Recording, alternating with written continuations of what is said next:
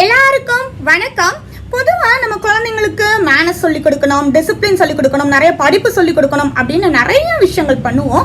But ஆனால் அதையெல்லாம் தாண்டி நம்ம கற்றுக் கொடுக்க வேண்டிய சொல்லிக் கொடுக்க வேண்டிய ஒரு விஷயம் இருக்குது. அது என்னன்னா மணி மேனேஜ்மெண்ட். குழந்தைங்க வருங்காலத்தில் நிறைய படித்து லட்சங்களை சம்பாதிச்சாலும் இந்த மணி மேனேஜ்மெண்ட் தெரியல அப்படின்னா எவ்வளோ சம்பாதிச்சாலும் பிரயோஜனமே இல்லை. மணி மேனேஜ்மெண்ட்ல ரொம்ப முக்கியமான விஷயம் சேமிப்பு. இந்த சேமிப்பை குழந்தைங்களுக்கு சிறு வயதிலே கற்றுக் கொடுக்க போற, சேமிப்பு பழக்கத்தை ஏற்படுத்த போற ஒரு சிறப்பான சிறு சேமிப்பு திட்டம் பற்றி தான் இந்த வீடியோவில் நம்ம பார்க்க போறோம். ஸோ அந்த சேமிப்பு அப்படிங்கிற ஒரு வரத்தை குழந்தைங்களுக்கு கற்றுக் கொடுத்து பாருங்களேன், எந்த சூழ்நிலையிலும் அவங்களோட வாழ்க்கை ரொம்ப அழகாக இருக்கும். ஸோ அதுக்கு முன்னாடி எனக்கு சப்போர்ட் பண்ணுறதுக்கு நம்மளோட சேனலை சப்ஸ்கிரைப் பண்ணி ஆல் ஆப்ஷன் அப்படின்னு கொடுத்துட்டு வீடியோ தொடர்ந்து பாருங்க. எனக்கு 9 வயதுல ஒரு பையனும் 4 வயதுல ஒரு பொண்ணும் இருக்காங்க. உங்களுக்கு எந்த வயதுல குழந்தைங்க இருக்காங்க அப்படின்னு கீழே கமெண்ட் பண்ணுங்க, நான் தெரிஞ்சுக்கிறேன். சரி வாங்க குழந்தைங்களுக்கான சிறு சேமிப்பு திட்டம் பற்றி பார்க்கலாம். குழந்தைகளுக்கான சிறு சேமிப்பு திட்டத்தை நம்ம இப்போ பார்க்கலாம். இது முழுக்க முழுக்க நானே உருவாக்குனது. அதாவது வேற ஏதாவது யூடியூபர்ஸ் ப்ளீஸ் நீங்க காப்பி பண்ணி போட்டீங்கன்னா ஒரு கிரெடிட்ஸ் நம்ம சேனலுக்கோ என் பேருக்கோ கொடுங்க. இது பாத்தீங்கன்னா ஏற்கனவே சொன்ன மாதிரி இது குழந்தைங்களோட அறிவுத்திறனுக்கு ஏற்ற மாதிரி தான் நான் கிரியேட் பண்ணியிருக்கேன். அதனால பாத்தீங்கன்னா இது ஃபுல்லா எதை பேஸ் பண்ணி எழுதிருக்கு அப்படின்னா வாய்ப்பாடு மல்டிப்ளிகேஷன் டேபிள் பத்தி. ஸோ ஜனவரி மாசம் என்ன டேபிள் எடுக்க போறோம் பாத்தீங்கன்னா 2ஆம் வாய்ப்பாடு. அதே மாதிரி பிப்ரவரி மாசம் 3rd டேபிள், மார்ச் 4 அப்படின்னு டிசம்பர் வரைக்கும் பண்ணியிருக்கேன். ஆனால் 10ஆம் வாய்ப்பாடுக்கு அப்புறம் மறுபடியும் நான் 2ஆம் வாய்ப்பாடு 3ன்னு சொல்லி எடுத்திருக்கேன். 11, 12 எடுக்கல. ஸோ இந்த மாதிரி வாய்ப்பாடை பேஸ் பண்ணி தான் நம்ம எழுத போறோம்.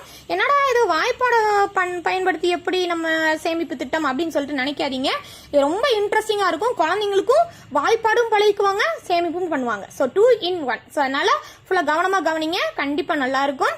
இப்போ ஏற்கனவே சொன்ன மாதிரி ஜனவரி மாசம் 2ஆம் வாய்ப்பாடா. ஸோ ஜனவரி மாசத்துக்கான ஃபுல் டேபிள் நான் எழுதியிருக்கேன். 2ஆம் வாய்ப்பாடு இந்த சைடு ஃபுல்லா பாத்தீங்க அப்படின்னா தேதி எழுதியிருக்கேன். இந்த சைடு ரெட் ஃபுல்லா பாத்தீங்கன்னா நம்ம டெய்லி எவ்வளவு ரூபாய் போட போறோம் அப்படின்னு சொல்லி எழுதியிருக்கேன். ஸோ இந்த ஜனவரி மாசத்தோட எண்ட்ல பாத்தீங்கன்னா கிட்டத்தட்ட 332 ரூபாய் சேர்த்துருவாங்க. இது எப்படின்னு பாத்தீங்கன்னா 1ஆம் தேதி ஆன உடனே நம்ம போட வேண்டிய ரூபாய் பாத்தீங்கன்னா 2 ரூபாய். 2ஆம் தேதி வந்தா மொத்தமா நம்ம போட வேண்டிய அமௌண்ட் 4 ரூபாய். ஏன்னா 2ஆம் வாய்ப்பாடு தானே. அப்ப 3ஆம் தேதி வரும்போது 6 ரூபாய் போட போறோம். ஸோ 2, 4, 6 மூவி 2 6 4 2 8ன்னு சொல்லிட்டு நம்ம என்ன பண்ண போறோம், அப்படியே பண்ண போறோம். ஆனா 20 ரூபாய் வந்த உடனே, அதாவது 10 2 into 10 வந்த உடனே என்ன பண்ண ஸ்டாப் பண்ணிட்டு மறுபடியும் 2 1s are 2 2 2s are 4ன்னு சொல்லி பெருக்கி போட போறோம். அதே மறுபடியும் 20 வந்த உடனே ஸ்டாப் பண்ணிட்டு போட போறோம். அதாவது ஒவ்வொரு 10 நாளைக்கும் ஸ்டாப் பண்ணி மறுபடியும் முதல்ல இருந்து ஆரம்பிக்க போறோம். ஏன்னா பெரிய அமௌண்டா இருந்தா குழந்தைங்களுக்கு நம்ம கொடுக்க முடியாது இல்ல டெய்லி, அதனால நான் சொல்றேன். ஸோ இப்போ புரிஞ்சிருக்கும் எந்த இடத்துலலாம் ஸ்டார் போட்டிருக்கணும் அந்த இடத்துலலாம் ஸ்டாப் பண்ணி எகைன் முதல்ல இருந்து ஆரம்பிச்சு நம்ம போட போறோம். ஜனவரி மாசம் 332 ரூபாய் சேமிச்சிருக்கோம். இன்னும் ஒரு மாசத்தை காட்டணும் அப்படின்னா உங்களுக்கு இன்னும் நல்லா புரியும். பாருங்க, இது பிப்ரவரி மாசம். பிப்ரவரி மாசம் பாத்தீங்கன்னா 3ஆம் வாய்ப்பாடு. ஜனவரிக்கு 2ஆம் வாய்ப்பாடு எடுத்தாச்சு, பிப்ரவரிக்கு 3ஆம் வாய்ப்பாடு. பிப்ரவரியில மொத்தம் 28 நாள் இந்த வருஷம்.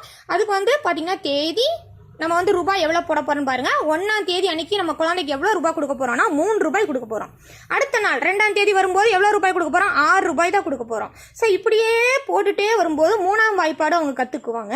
மொத்தம் பாத்தீங்கன்னா அந்த மாசத்தோட எண்ட்ல 438 ரூபாய் சேர்த்திருக்காங்க. குழந்தைங்க ஒரு 500 ரூபாய் கிட்ட சேர்க்கறது அப்படிங்கிறது பெரிய விஷயம் இல்லையா. நம்மளாலே ஒரு 500 ரூபாய் தனியா எடுத்து வைக்க முடியல. ஆனா குழந்தைங்க குட்டி குட்டியா சேர்க்கும் போது நமக்கும் அமௌண்ட் கொடுக்கறதே தெரியாது.